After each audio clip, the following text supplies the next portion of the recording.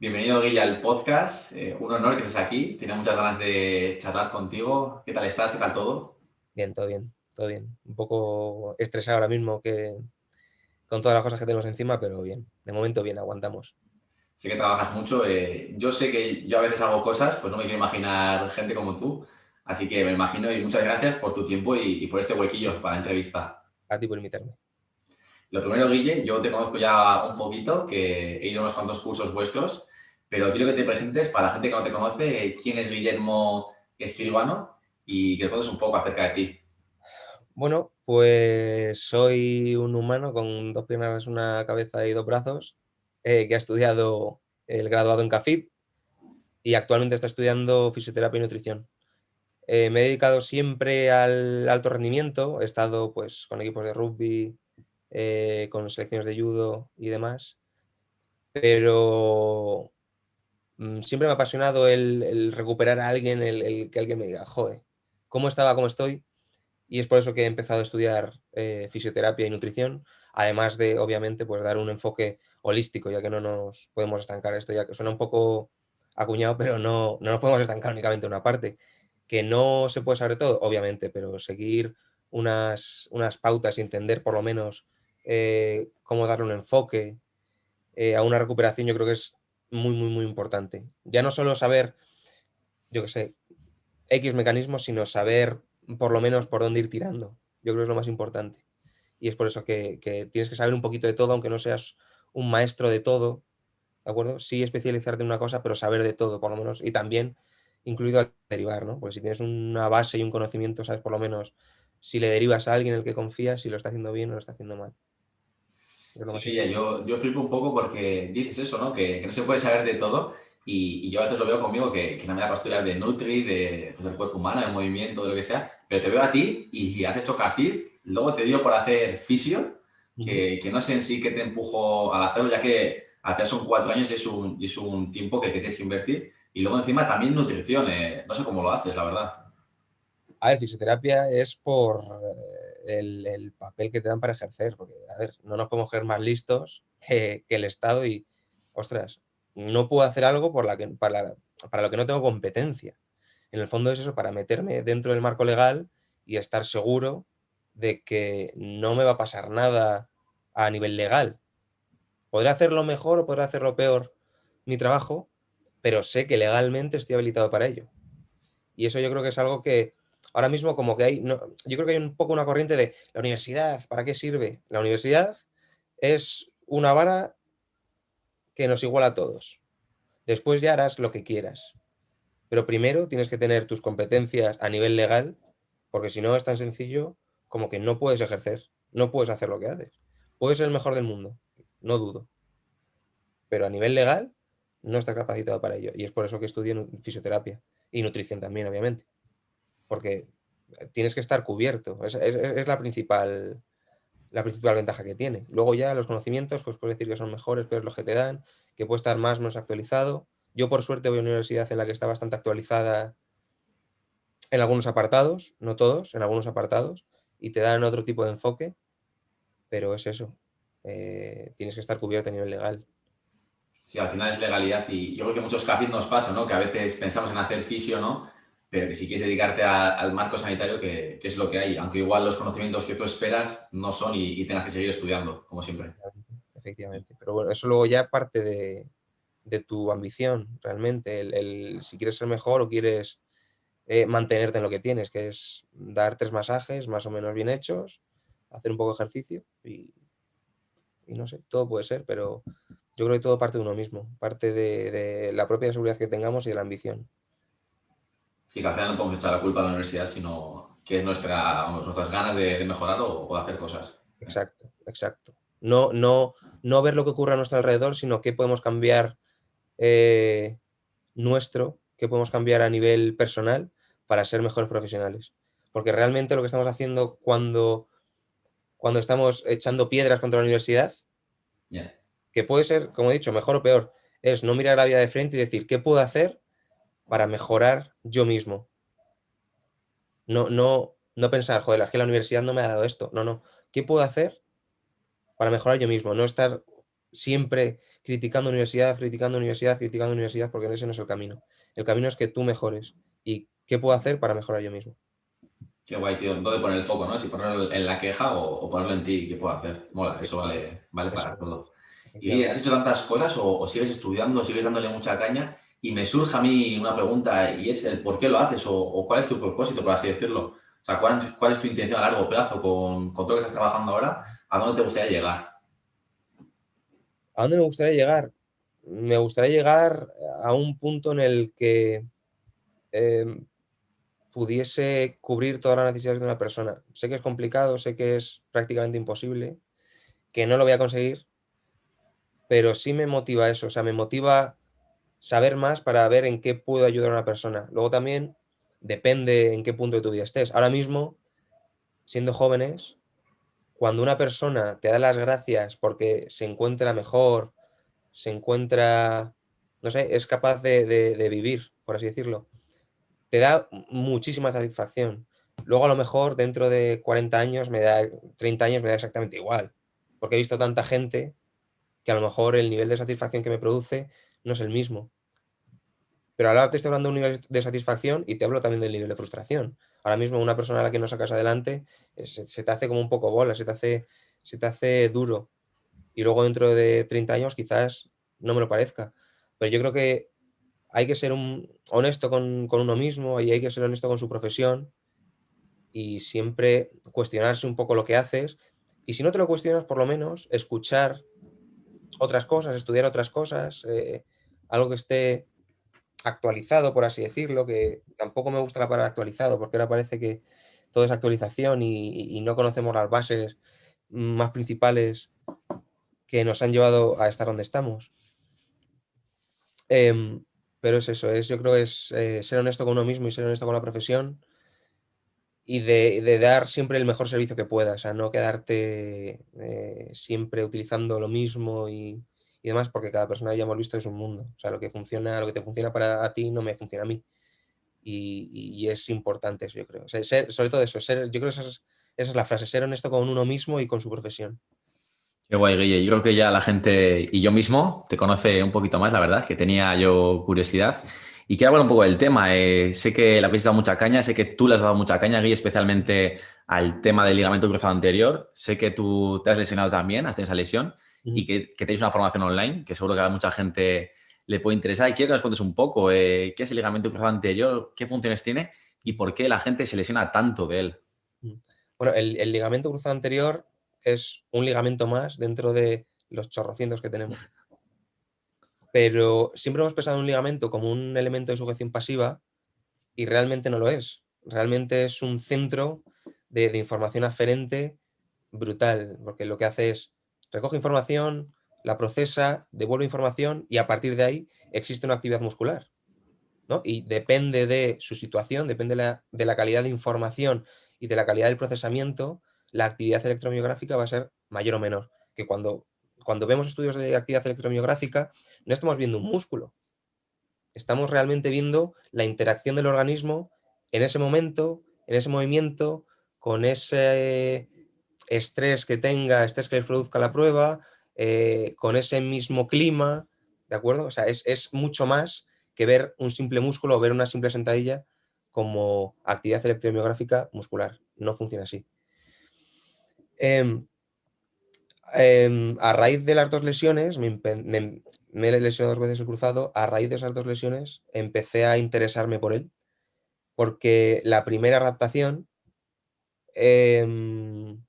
no me resultó satisfactoria, por así decirlo, porque era como muy tradicional.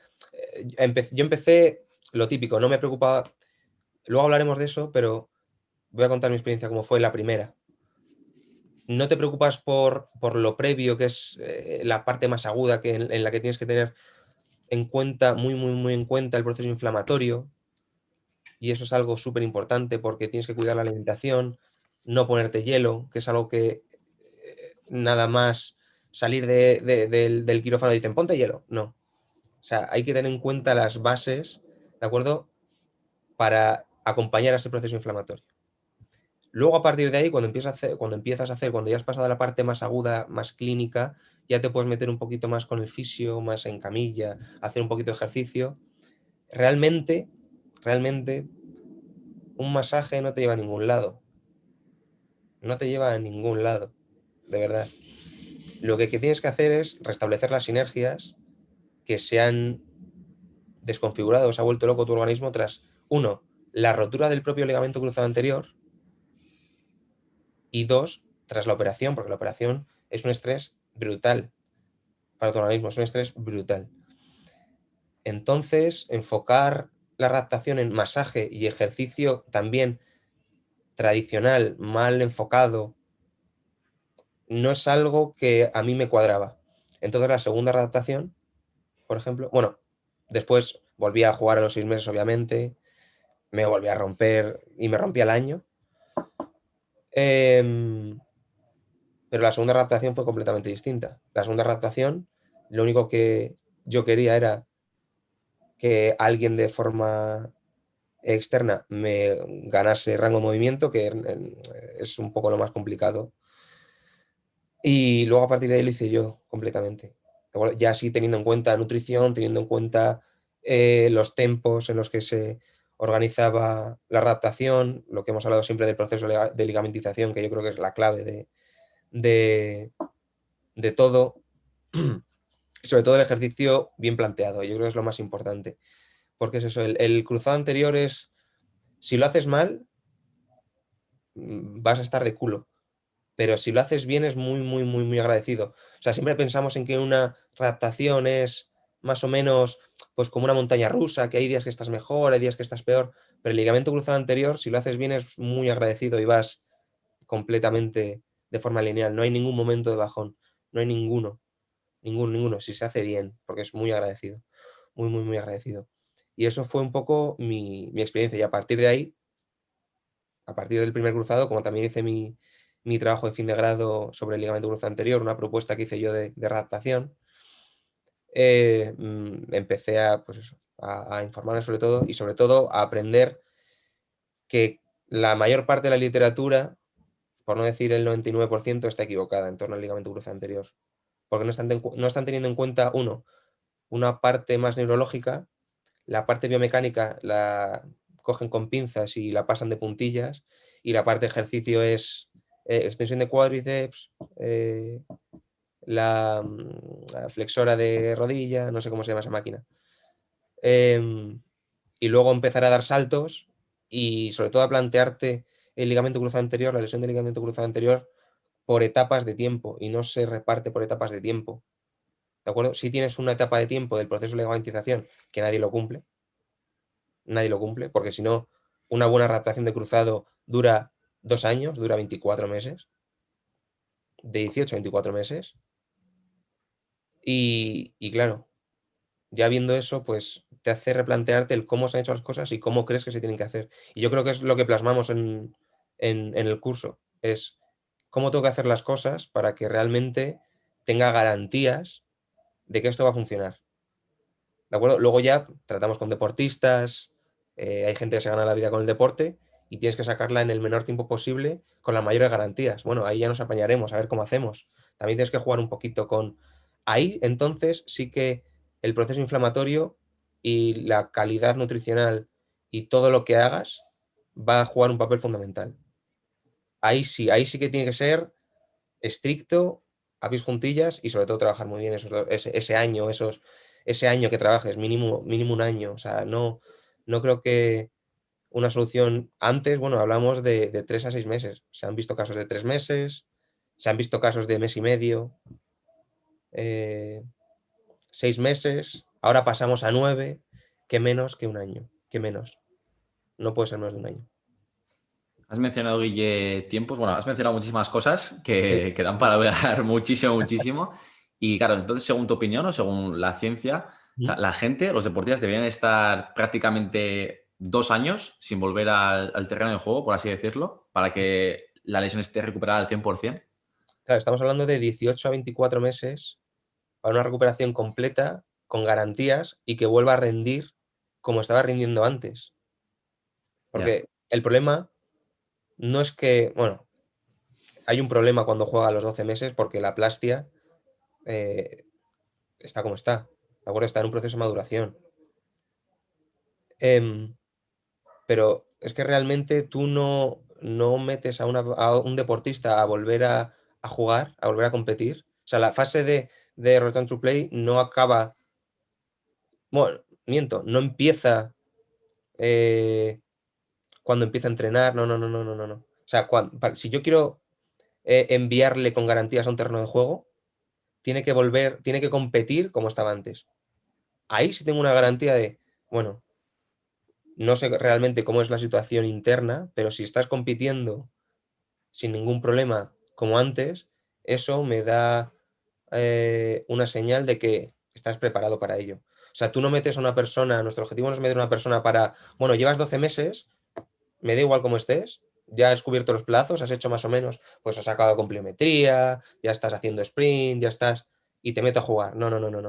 Eso no funciona así. Lo que funciona es, estás compitiendo como antes, perfecto. Eso me indica que el índice de rotura va a ser, si no bajo, muy bajo. Porque cuando estoy metiendo a una persona, a un deportista de élite, eh, a un deportista de élite a los 12 meses, vamos a decir, los índices de rotura son del 30%. O sea, estamos hablando de uno de cada tres. O sea, es muy alto. Y realmente a mí no me compensa. Habrá alguien que sí, luego existe la decisión del jugador, obviamente. Pero yo como profesional no le puedo aconsejar eso. ¿De acuerdo? Esa es la cosa. Y hasta que no cambie realmente ese pensamiento, da igual lo que hagamos. Da igual.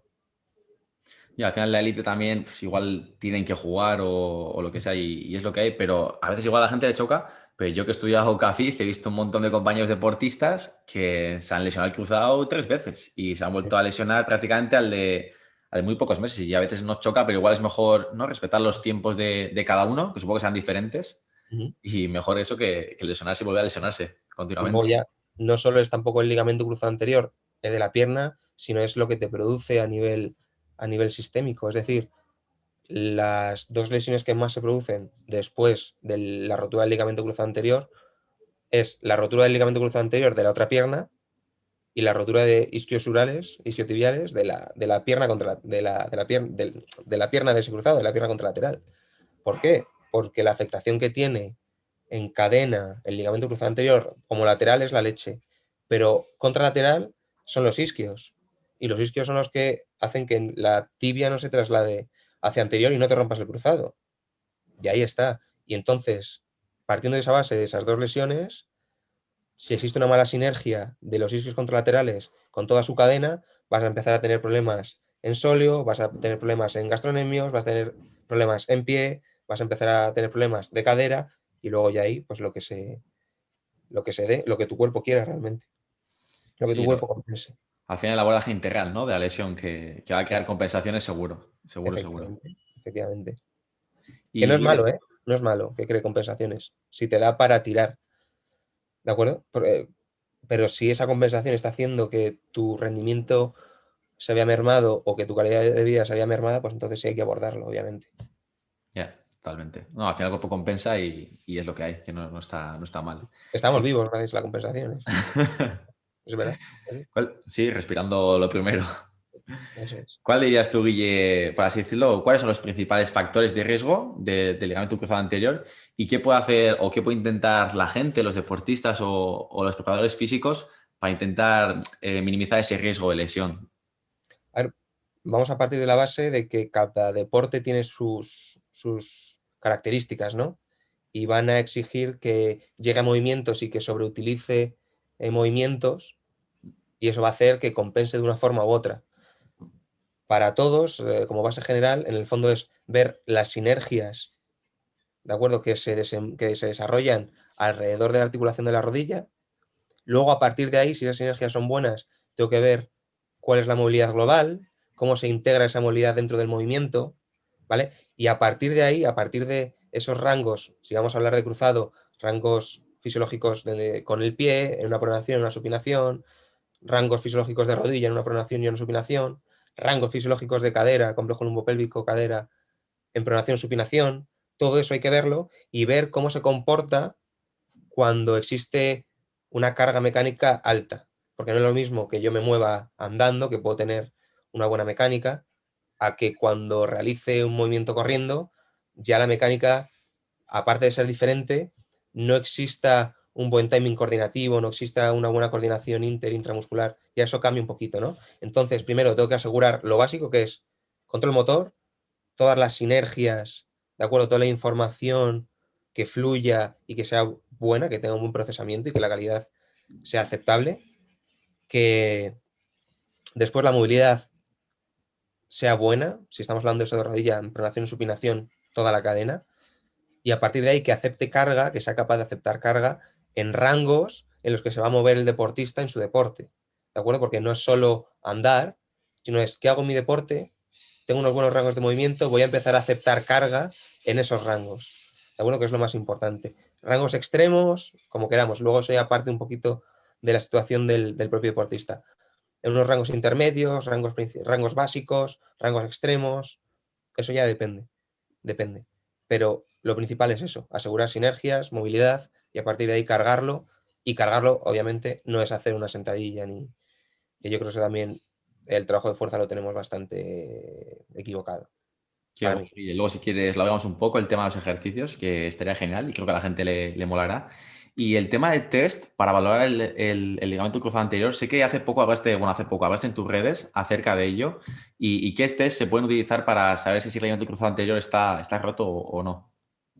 A ver, el principal test es una resonancia.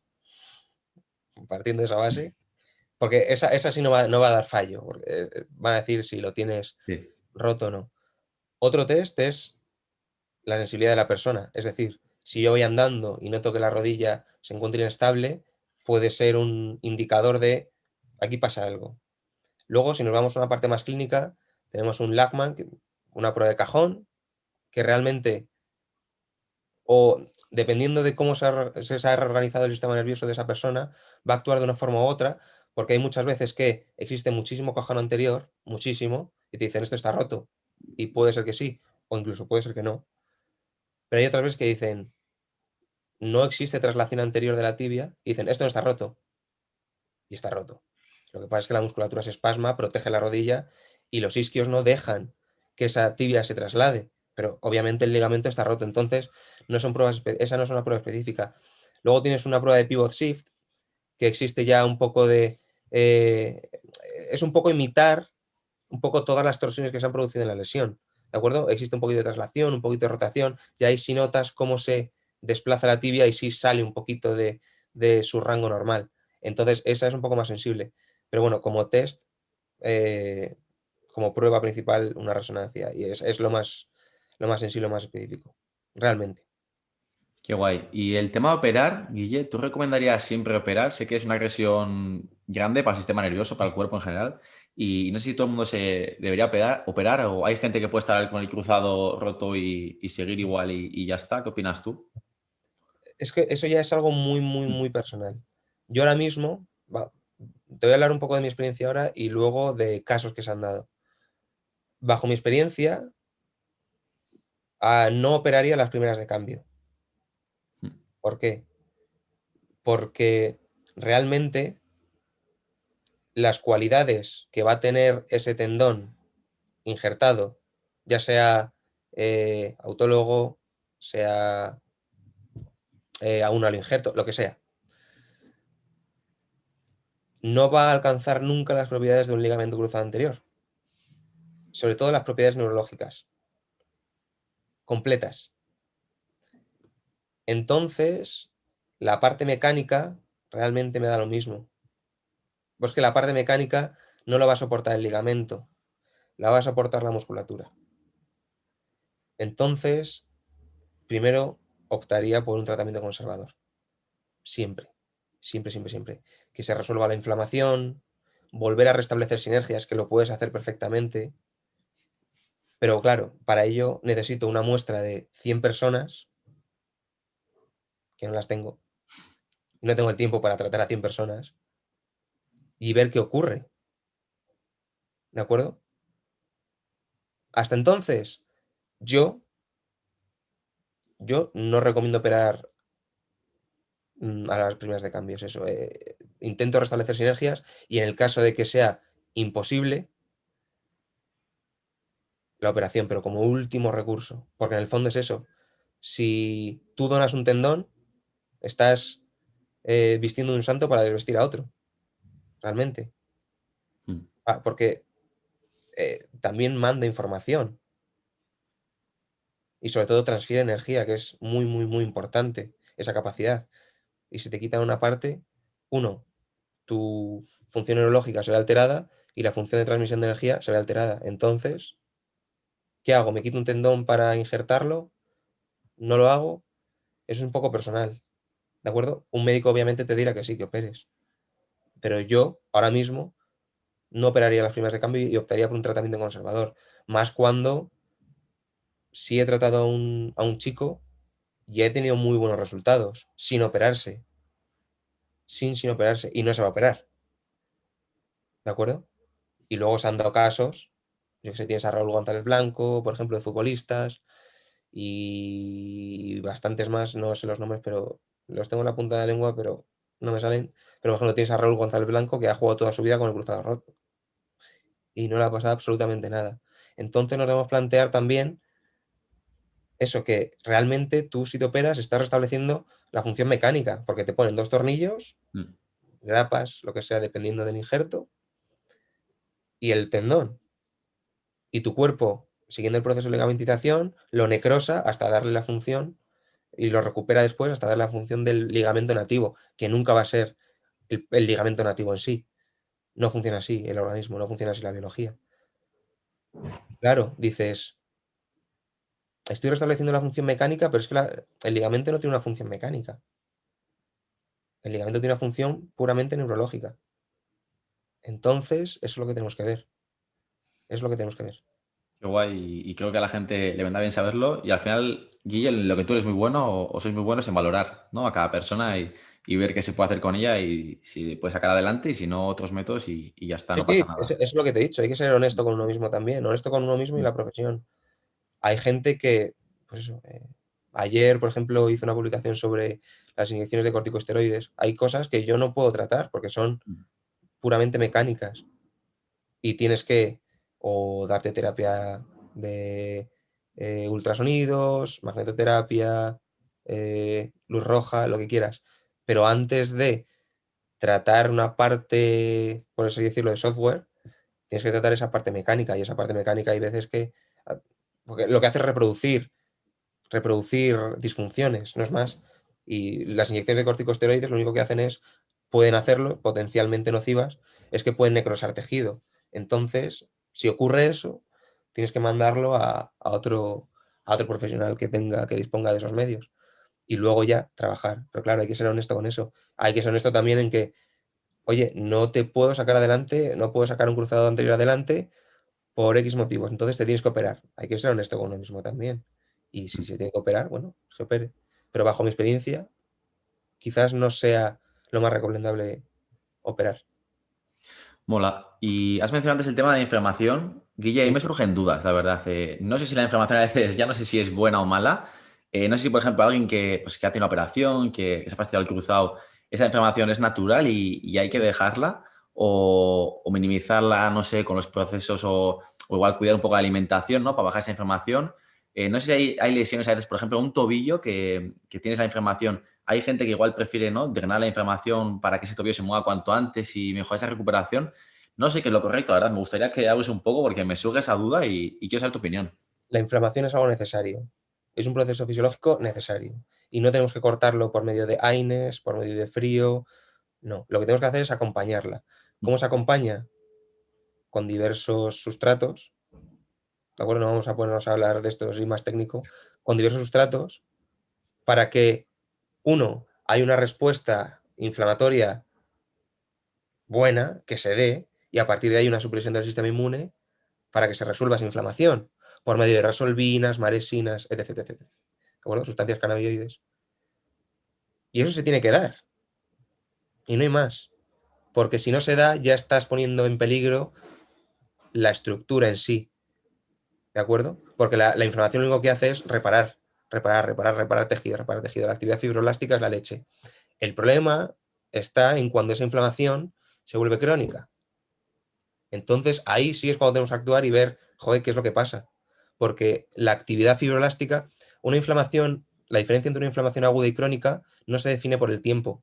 Es decir, no se define de 0 a 3 meses tienes inflamación aguda, de 3 a 6 meses, de 3 a partir de los 3 meses tienes inflamación crónica. No, la inflamación aguda y la diferencia entre inflamación aguda y crónica se define por la actividad fibroelástica. Es decir, en una está actuando para regenerar tejido y en otra se está retroalimentando para no irse, por así decirlo. Entonces es completamente distinto, o sea, no tiene nada que ver, nada que ver. Pero en cuanto al proceso inflamatorio de la rodilla, tiene que estar y tiene que suceder y tenemos que acompañarlo, pero tenemos que acompañarlo con una buena nutrición, una buena suplementación, sí o sí. Y, por ejemplo, no hacer locuras como drenar líquido y ponerse frío. Es lo que se me ocurre así a bote pronto. ¿De acuerdo? Que es lo que se hace. Ponerse frío y drenar líquido. Y al igual en un tobillo. En un tobillo tienes que acompañarlo. Tienes que movilizarlo cuanto antes, obviamente, pero es que no. Que reduzca la inflamación al máximo en el menor tiempo posible y no significa que sea bueno porque lo pueda mover. No, no, no, no, no, no. Eso significa que el proceso inflamatorio se ha cortado. Y eso es nocivo. Eso es nocivo. ¿De acuerdo? Y eso no se debe hacer. Y en la rodilla pasa lo mismo, lo que hemos estado hablando antes. Exactamente lo Bueno, mismo. algo súper útil. Ese proceso de inflamación tenemos que acompañarlo. ¿De acuerdo? Y ese proceso pasa por no inflarme a bollos porque estoy todo en el sofá eh, renegando de mí mismo porque tengo el cruzado roto. ¿De acuerdo? Tener pensamientos positivos porque eso es una etapa y sabes que va a pasar. Es algo que te tienes que comer y sabes que va a pasar y no existe ningún tipo de problema. Eh, y utilizar pues, buena suplementación, buena nutrición en una fase aguda y luego ya empezar, obviamente, a movilizar y que todo drene. Y también puedes, yo qué sé, puedes estimularlo con drenaje linfático y nosotros realmente, ¿cómo lo hacemos? Tratarlo inmediatamente, mediante neurología. Inmediatamente, porque lo puedes hacer.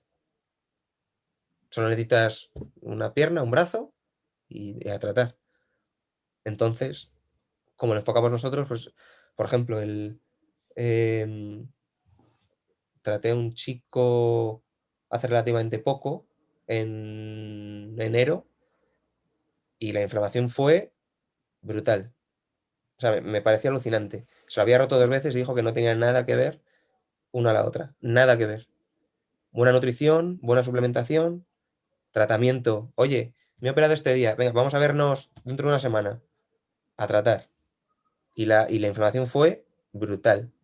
Brutal como mejoró. Brutal. O sea, a mí me sorprendió, sinceramente. Qué bueno, Guille. Qué interesante y estoy seguro que a mucha gente le será útil, ¿no? El hecho de usar el hielo o no usarlo y saber qué es la inflamación de verdad. Y has hablado un poco de los ejercicios.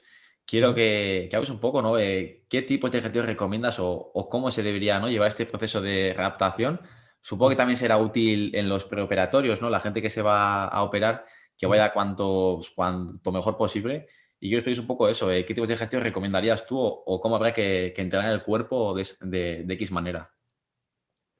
A ver, depende de la fase que te encuentres. Nosotros, por ejemplo, como tenemos estructurado el curso, lo tenemos muy bien estructurado por fases y le damos mucha importancia a la parte biomecánica y a la parte neurológica. ¿De acuerdo? Es en el fondo crear un ambiente para que te desenvuelvas mejor en tu entorno y te desenvuelvas y reacciones ante las fuerzas reactivas, es un poco redicho. Ante esas fuerzas reactivas que se dan cuando andas, cuando subes un escalón, lo que sea. Y eso es realmente lo verdaderamente importante. Le damos mucha lógica en cuanto a pasar de posiciones bajas para volver a desensibilizar esas zonas que están súper activas y ir pasando a posiciones un poquito más altas donde la interacción se vea dificultada, ¿de acuerdo? Para que así la coordinación inter-intra mejore Y me parece que los ejercicios son brutales, realmente. Me parece que le hemos dado un muy buen sentido. Nosotros trabajamos, como sabes, mucho con isométricos. ¿Por qué? Porque nosotros buscamos cambios en actividad. Para resumirlo, buscamos cambios en la actividad cerebelar. Luego se relaciona con diferentes partes, ¿de acuerdo? Tenemos diferentes patrones, pero lo que buscamos es eso, es mejorar, no mejorar, sino restablecer la función cerebelar, que es la que uno va a hacer, además de todas sus relaciones con el sistema emocional, etc., etc., es el que refine el movimiento. Y ese movimiento, que se ha visto alterado por la rotura del ligamento cruzado anterior, porque se ha producido una desaferenciación brutal, lo que queremos es volver a restablecer esa actividad, ¿de acuerdo? Ya que se refine el movimiento, desde las posiciones más bajas hasta las posiciones más altas. Y con curiosidad, o sea, no vale cualquier tipo de isometría. Son isometrías en las que tengas que actuar sí o sí. Que una musculatura diana tenga que actuar sí o sí. Que una zona ligamentosa tenga que actuar sí o sí, enviando información, ¿de acuerdo? Y eso es lo más importante. Es lo más importante de los ejercicios realmente. Sí, Y creo sobre que la todo gente, de los isométricos, que es de lo que hemos hablado. creo que la gente va a tener ganas de hacer vuestro curso, la verdad, estoy seguro. Y Guille, un poco resumiendo ya, por así decirlo, ¿qué errores principales verías tú que se hace en la adaptación o qué ejercicios ves que igual se hacen mucho y se deberían desaconsejar? Así un poquillo resumen. A ver, los errores más comunes, los más comunes es no respetar los tiempos biológicos del proceso de ligamentización. Yo creo que es lo principal. No darle la importancia a la biomecánica y a la neurología que se merecen, ¿de acuerdo? Pues hay que cuidarlo mucho, muy mucho, si queremos hacer algo acertado. También no querer correr en cuanto a, por ejemplo, yo en la segunda adaptación me querían poner a hacer ejercicio al momento, no, necesitas estímulos, estímulos. Cuando hablamos de estímulos, un estímulo, según los procesos de adaptación, un estímulo muy pequeño no hace nada, un estímulo adecuado, hormético, adapta y un estrés excesivo, eh, un estrés excesivo empeoras. Entonces, queremos correr, darle muchos estímulos, que ahora todo es estímulo, estímulo, estímulo. Bueno, los estímulos tienen su momento y tienen su cantidad y su calidad. Y no debemos correr en un proceso de adaptación del ligamento cruzado. Yo creo que ese también es un fallo muy habitual. Obviamente los ejercicios, yo quiero ejercicios en los que interactúes de forma adecuada. No quiero hacer una extensión de cuádriceps, no quiero hacer en la máquina esa que hemos contado antes de una flexión de rodilla. No quiero eso, porque eso es, sinceramente, eso es perder el tiempo para mí. Y estamos haciendo más mal que bien. ¿De acuerdo? Porque si tenemos en cuenta la anatomía funcional, una musculatura funciona de una forma y la otra funciona de otra, su función principal. ¿De acuerdo? Una tiene una función excéntrica y otra tiene una función cuasi isométrica, ¿vale? Por no decir prácticamente isométrica. Entonces yo lo que quiero es eso, es ponerle en posiciones en las que esa musculatura actúe de esa forma que yo quiero y de esa forma, por así decirlo, real, evolutiva, llámalo X. ¿De acuerdo? Pero en eso se basa la elección de ejercicios, en decir, ¿qué es lo que quiero estimular? ¿En qué dosis lo voy a hacer? Que es lo muy importante, porque si no, si nos pasamos con el ejercicio, lo que hemos dicho, empeoramos. Lo que estoy generando es muerte celular, es apoptosis, muerte celular programada. Entonces no me tengo que pasar nunca con la dosis. Y, y sobre todo eso, en eso basa la elección, en conocer la anatomía funcional, en conocer la biomecánica a fondo, en conocer la neurología a fondo, ver cuál es el estado de esa persona y a partir de ahí actuar en consecuencia. Qué guay, qué lógico suena y Mm. a veces es eso, ¿no? Entender un poco el cuerpo y qué necesita, pero yo creo que siempre pasa en muchos ámbitos, ¿no? Que vamos a lo que siempre se ha hecho, Ya, tienes que cruzar aquí, venga, vamos a darle al cuádriceps, al isquio y ya efectivamente. está. Y no me para a pensar. Yo creo que a veces a todos nos cuesta pensar, que no nos mola y que es lo difícil, lo que se necesita, pero casi siempre Claro, nos guiamos por lo de siempre. claro, pues la cosa es, a ti lo que te muestran en los papers es pues esas fases de ejercicio inútil y luego pasas de una fase de extensión de cuádriceps, pasas a una sentadilla, luego pasas a una plimetría. Y esa es la lógica. Esa es la lógica de muy aislado a un movimiento funcional a pliometría y no funciona así. No funciona así. Pero es lo que te dice la evidencia y lo que ves por ahí. La cosa es no cuestionarte el, joder, ¿por qué se hace esto de esta forma? Yo creo que es lo más importante. Lo más importante. Sí, creo que es lo guay y que a veces vosotros también en las redes lo tocáis y a veces choca un poco y la gente está un poco, ¿no? No está...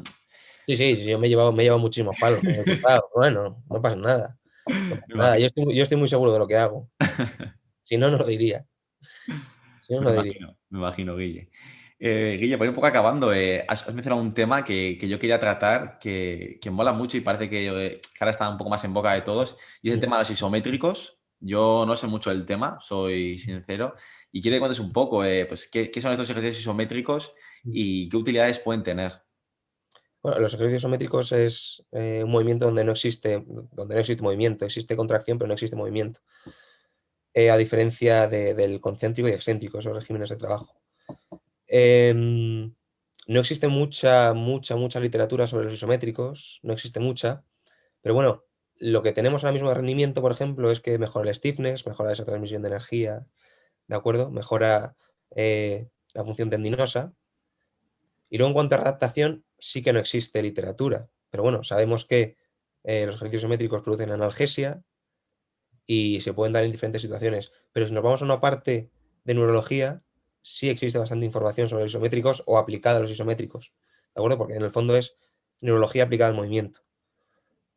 Y los isométricos están muy bien, no generan la misma estimulación eh, a nivel, por ejemplo, como hemos dicho antes, cerebelar, como puede ser un excéntrico o un concéntrico, pero para iniciarlo, como tienes que tener en cuenta no únicamente la parte neurológica, sino también fisiológica y la parte de anatomía funcional, por así decirlo, bien, muy bien al principio, extremadamente bien.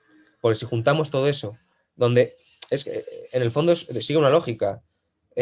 Un isométrico, un excéntrico, un concéntrico producen estimulaciones cerebrales diferentes, porque estamos ahora fijándonos en el cerebelo. Y entonces tengo que empezar por los isométricos, sí o sí. Siempre tengo que empezar por los isométricos. Siempre. Y si luego utilizo esa parte de neurología aplicada a los isométricos en la parte de adaptación, pero también en la de rendimiento, es doble el valor que tienen, porque hemos dicho, mejor la actividad cerebral al inicio, tengo que tener en cuenta que no generan tanto daño muscular, no generan, entonces puedo manejar mucho la dosis, me da un poquito más de cancha, por así decirlo, y luego en la parte de rendimiento es igual, es la mejora del stiffness es la leche y realmente son brutales, porque en aplicar adaptación ya hemos hablado de ello, pero en el rendimiento te da las mismas adaptaciones que un concéntrico, pero el estrés mecánico es muchísimo menor. Entonces es súper interesante para trabajar con deportistas, uno, que se han lesionado, o dos, que se encuentran en una fase en la que tienes que cuidar mucho la carga de trabajo. ¿De acuerdo? Y puedes jugar, te da una posibilidad de jugar en muchas posiciones, que por ejemplo con un concéntrico o un excéntrico no puedes. Entonces, son súper útiles, súper útiles. No únicamente porque quedan muy vistosos, quedan así muy bonitos, sino que en una parte de adaptación y rendimiento son básicos. Para mí son básicos. Y es lo que más utilizo. Lo que más utilizo, sin duda. O sea, son un desconocido, pero es eso también. La gente, aparte de conocer sus beneficios, tiene que conocer el cómo hacerlos, que es lo más importante. Porque no es aguantar una split squat así, porque sí, no. Tienes que tener una intención de fuerza, tienes que tener una posición determinada. Entonces todo eso suma. ¿De acuerdo? Porque lo más importante también, lo más importante es la intención de fuerza que hagas. Tú cuando haces un press de banca, tu intención es levantar la barra y tienes una intención clara. Pero en un isométrico, ¿qué intención tienes? ¿Aguantar la posición? No, es diferente. Es diferente. Qué bueno, Guille, Luego ya, si quieres meter una integración sensorio-motora, es diferente. Entonces, ahí es donde se juega. Ahí es donde un isométrico le puedes sacar muy poca chicha o le puedes sacar mucha chicha. Qué bueno, Guille, a ver cuando dais el curso de raptación o Ya, ya, otra, eso una masterclass también lo tengo pendiente. de isométricos. Supongo que también para el tema de salud, por ejemplo, un entrenamiento grupal, entrenamiento funcional que se da en muchos centros, sería interesante, ¿no? Para la gente. Maravilloso. Además, si aguantas tiempo, y a ver, estoy pensando en una clase grupal en la que la gente quiere sudar como un perro, y ahí contento. Lo puedes hacer perfectamente. Además, es algo en la que sientes muy bien la zona que trabaja, y eso a la gente no sé por qué le produce mucha satisfacción. Y es entretenido realmente. Es entretenido. Y a mí me parece un trabajo muy bueno, la verdad. Se Qué puede guay. meter perfectamente en un trabajo grupal, por ejemplo, como has dicho. Qué guay. Y tema, Guille, sé que hay diferentes tipos. No sé si puedes decir qué tipos de isométricos hay y Sí. más o menos, ¿qué tiempos recomendarías que se puedan Los recomendar? tipos que hay son o tienes supramáximos o overcoming o gelding, que son gelding, la traducción es blanditos. Bueno, podemos llamarle isométricos blanditos. El tiempo de los gelding es muy personal. Sin embargo, en el overcoming se establece entre 5, sobre todo 5, entre 3 y 7 segundos, vamos a decir. ¿De acuerdo? Dependiendo también qué es lo que busque. Pero los yielding es un poquito más personal, porque es lo que te he dicho. Hay gente que tolera muy poca carga y tienes que puedes empezar con 10 segundos, hasta que una buena aceptación a la carga, dependiendo del movimiento, pues es un minuto y medio, y luego a partir de ahí juegas con diferentes intenciones de fuerza, juegas con peso, juegas con lo que quieras. ¿De acuerdo? Pero una buena, en cuanto a tiempos, 60 segundos de un yielding de aguantar una posición no está mal, y de overcoming eso, 5 segundos, yo haría 5 segundos, no más. Qué guay, Guille. Pues qué interesante todo lo que has comentado. Súper agradecido por tu tiempo, por estos consejos que a la gente me da súper bien. Yo me he formado mucho con vosotros personalmente y lo recomiendo todos los días y sé que merece la pena, que sois pues 3 personas con muchas ganas de ayudar y que a mí personalmente me habéis motivado mucho y me encanta. Así que gracias por esta entrevista. Yo estoy muy a gusto y no sé si quieres decir nada más, pero por mi parte estaría todo perfecto, Guille. ¿Qué decir? O repetir, ser honestos con uno mismo y con su profesión, querer ser mejor día a día, buscar un motivo del por qué hago las cosas y no dejarse tampoco eh, influenciar por modas, influenciar por comentarios que se hagan. Da igual, cada uno tiene su camino y no tiene que envidiar a nadie ni tiene que sentirse menos que nadie, sino que todo lo que hagas, si lo haces con un objetivo claro, está bien hecho. Qué guay, Guille, esperaba esa reflexión tuya, la estaba esperando porque Bueno, siempre soltes alguna perla, aunque sí, sepáis mucho de conocimientos, siempre me decís cositas que me encantan. sí. Así que eso, con ganas de que le deis más caña a los cursos, a todo, que a la gente le va a encantar, que lo recomiendo muchísimo y a ver si nos vemos pronto. A ver si nos vemos pronto. Nos veremos pronto en tu centro, seguro. Pues muchas gracias y un abrazo, Guille, un abrazo. A ti.